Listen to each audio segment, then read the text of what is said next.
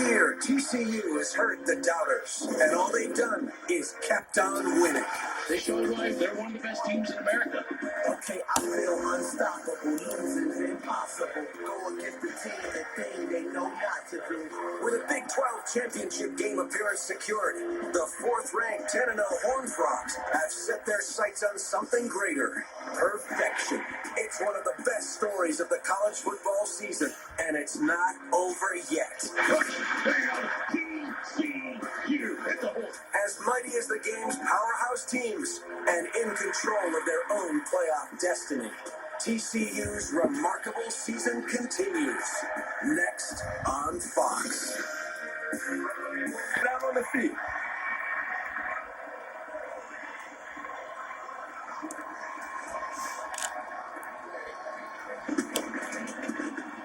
All right, time for the game. Let's see what's the guys called it. Jason Benetti and Brock Stewart. We will see you back here at the half. Enjoy, everybody. Mike, thank you very much, and welcome to Big Noon Saturday, sponsored by AT&T Business. At least 30,000 people in here will be Baylor Bears fans. However, the Baylor fan base spans across America today. In Los Angeles, they're rooting for Baylor. In Clemson, South Carolina, they're rooting for Baylor. In Knoxville, Tennessee, they're rooting for Baylor because TCU has that all-important fourth spot in the college football playoff right now. And we thank you for joining us from McLean Stadium. Jason Benetti, Brock Stewart, Bruce Feldman is downstairs. Look, TCU, big play offense, maybe the best in the country. But last week, 17-10, the run game and defense did it against Texas. You know, offense wins a lot of games in college football. You get on the Heisman boards, you throw for all these pretty yards. It can look really nice. But championship DNA. Championship teams, time and again, run the ball and play defense in November and December. And that is exactly what TCU has done. I know others get the headlines, but Kendre Miller's the glue. In my opinion, he's why this team is 10-0. He breaks tackles. He's physical. And his 75-yard run in Austin a week ago ignited that team, and the defense fed off them. Held the Longhorns to less than 200 yards. Their best outing of the season. Urban Meyer broke them down in that big noon kickoff, talking about their speed and their ferocity, and you've seen them come together over the course of the season and play their best defense when it matters the most. Speaking of best defense, Dave Aranda got this Baylor job in large part because of his LSU defenses, but last week was not a Dave Aranda defense. I know. I think the last 5 weeks for Baylor has not been their kind of defense, and they're done with it. They are sick of being in between. You felt it yesterday in that building. That is not their style. They've called defense, and they've done it in a way of not to lose instead of attack mode, and that will change today.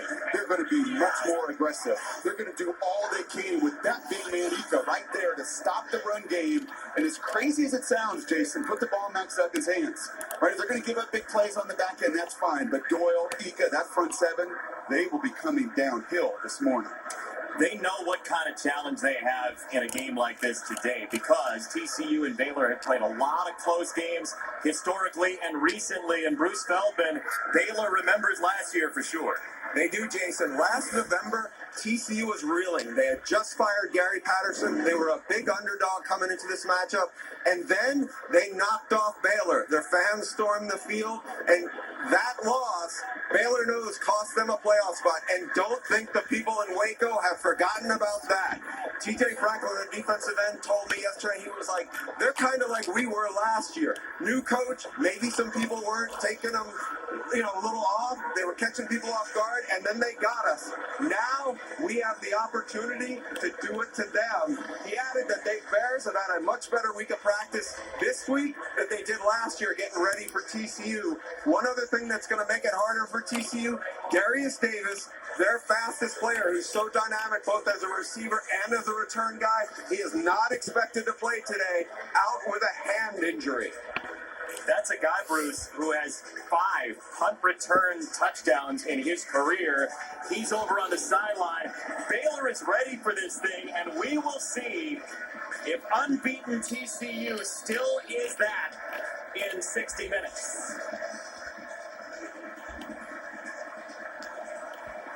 Off we go from Waco, Texas, on a chilly Saturday, and a back from Monterey Baldwin on the opening return of the ballgame gets him to the 24-yard line. Blake Chapin, the sophomore from Shreveport, who who's a baseball player, a stud baseball recruit, along with his football prowess. More interceptions, substantially more this year than the 0 he had last year. And he's kind of been in between confidence-wise, and you see it in the numbers last week, Brock. Yeah, his coordinator, Jeff Grimes, couldn't have been more clear with us yesterday. He's got to rip it today.